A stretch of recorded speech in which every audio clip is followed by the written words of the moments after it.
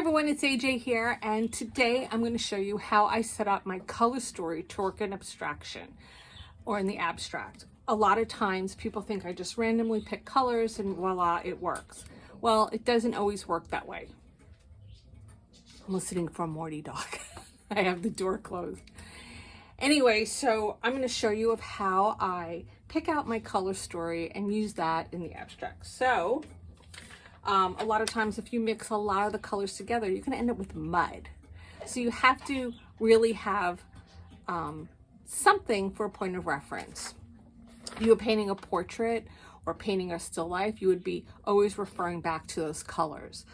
So my background's in fashion and textiles, and I'm used to setting up color stories is what I did. So here are the color stories I would set up. And we would have all the different color ranges.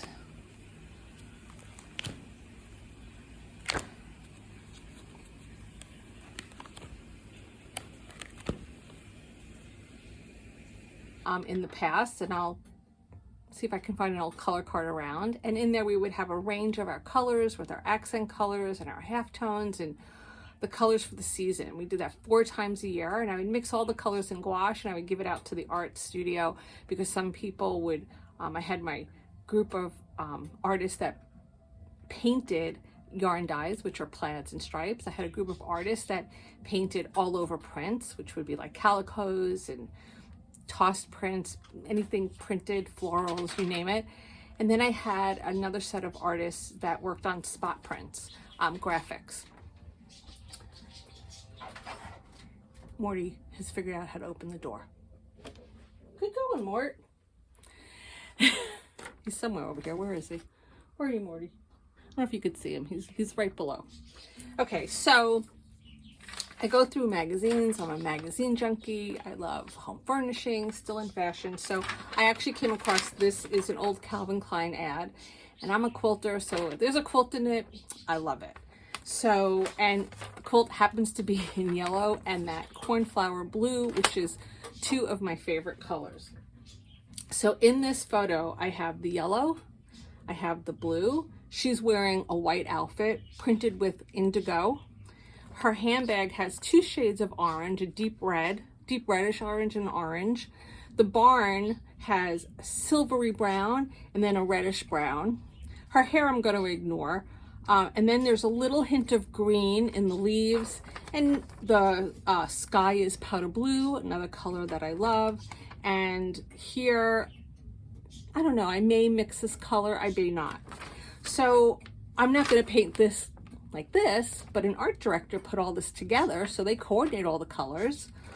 So I'm going to now swatch and make my colors based on this. So for the first thing, for easy reference, the first thing I do is I'm going to be using the R&F color card, and I'll go through and I'll start finding colors that are close. So this yellow looks like Naples yellow, and this blue. Usually what I do is I'll fold the paper in half and I'll match it up, and I just move it along to guide myself.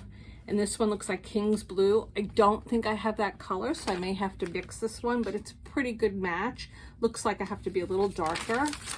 The orange looks like cadmium red light. The darker one looks like cadmium red deep. My powder blue looks like ultramarine blue pale. So I'm going to go and see if I have these colors. I'm going to go match them up. Then I'm going to come back and show you how I make a swatch card and how I start developing my color story for my abstract. Okay, so for this part, you need a piece of white cardstock. This is Bristol. You can also use anything that's white that's a little bit sturdy, because we're going to make swatches of the color. I don't use really good brushes. I use these inexpensive brushes. I buy them by the box. This is a 1-inch chip brush, they called, or I use these, which I like very much. These are what they use for flux, for soldering, but I like them to make my swatches as well. You'll also need, besides your paper, you're going to need a pen or a pencil, because we're going to write down the formula of what we use for each one. And don't forget, you need your reference photo.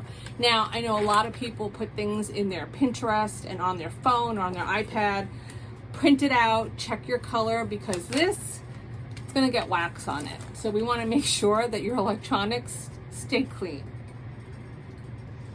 Okay, so the other thing, once I make my swatch card and I get all the colors tested, I make a clean swatch card, I write down the formula, I then keep it with this. If I have a painting that needed to be repaired many years down the line, and that happens with encaustic, I have the reference of what was used. The other thing I like to do is once I have a color mix and I really like that color, sometimes I'll cut it apart, and now I have my own swatches that I can sit and mix and match.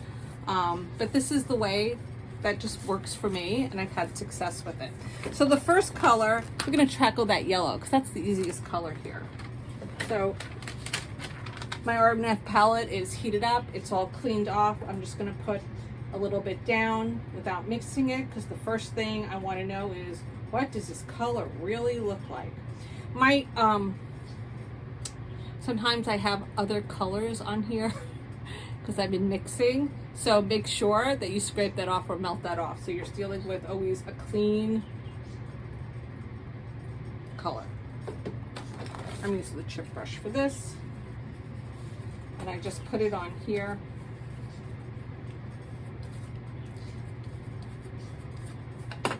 And now I'm gonna match it.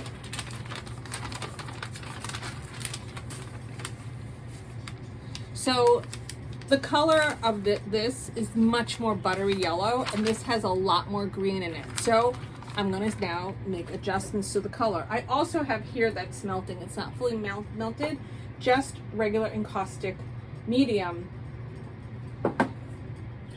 because sometimes you need to mix that in as well.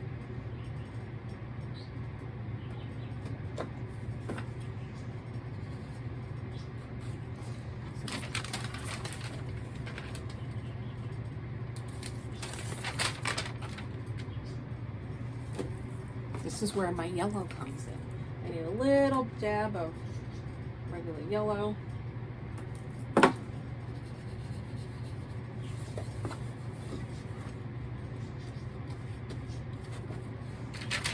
Okay, so I got my yellow color after many tries. I had to add some white to it. I also had to add some cadmium yellow medium to it, and then I added just a little bit of encaustic medium. And then once I get the color, I put it onto a clean sheet and I write my formula.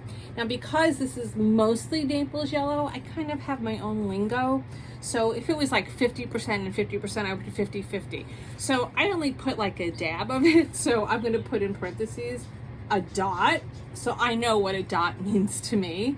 So sometimes you have to figure out what your, sometimes I'll put like a 1, 2, 3 second melt. So I'm going to clean up my palette. I'm going to go to the next color. And then at the end, because this is going to be a big painting, I have to mix a lot of this paint up. But at least now I have my yellow done.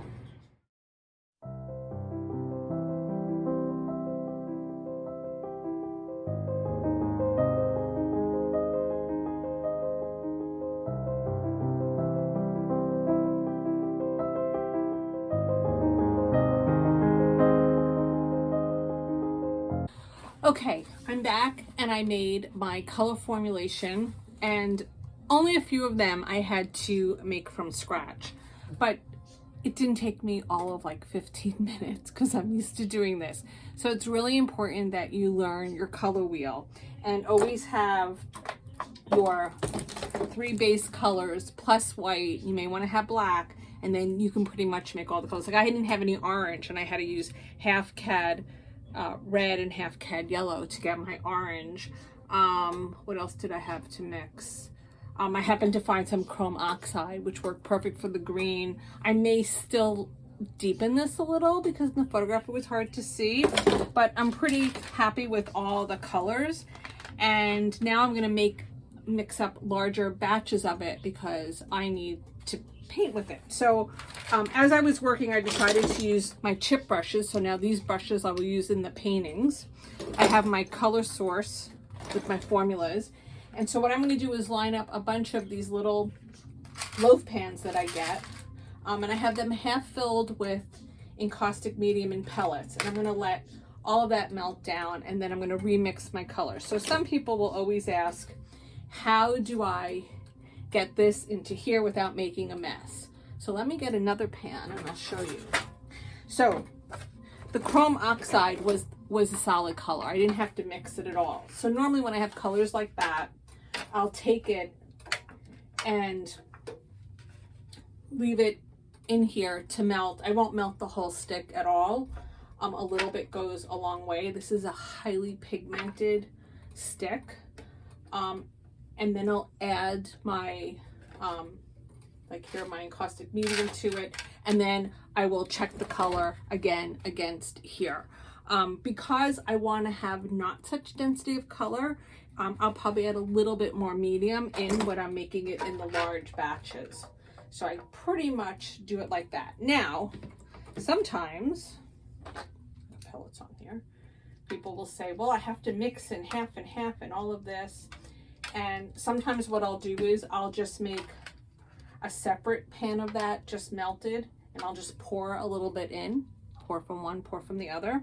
There are other times that I take my potato peeler, and when I only need a little bit, I'll just scrape off with my potato peeler, because sometimes I don't need that much, and add it in, and I'll slowly do that. This is probably one of the best ways that I do things, is with my potato peeler. This way I keep my sticks in good shape. I also use the potato peeler when I have other colors that somehow, where's my white? Like you can see here, this is all filled with other colors, and I'll just lightly scrape it off and get myself a nice clean section. So that's pretty much how I do that. People always ask when they don't understand how that's done. Sometimes I'll sit and I'll chip away a chunk of it and stick it in to melt it down. But in general, I usually always will now set up and fill this about halfway up. And I'll set up as many. I have 1, 2, 3, 4, 5, 6, 7, 8, 9 colors I'm going to be using. And I'll set that up to work on the painting. So now, basically, I have to melt all this down, make my larger portions. I already have my brushes that I could reuse. I have my formula. I have my photo, so I can keep this together for future. And usually, if there's a color that I really like, I'll tend to continue using it. And if I don't remember what it is, all I have to do is go back and look at the formula I made. I don't have every single color that's made in the world, but once again, if you just have your base colors, you're good, and you can make any color that you need. A few of the exceptions would be a super deep violet, a really hot pink, or a fuchsia. There are just certain colors you can't. I would suggest that you play around with your color wheel. Look at my older video that talks about mixing your colors. You would be amazed at the amount of colors that you can mix just with these 3. So with that, I'm going to melt all of this. I'll probably see you in another video painting with this. And everybody remember, wax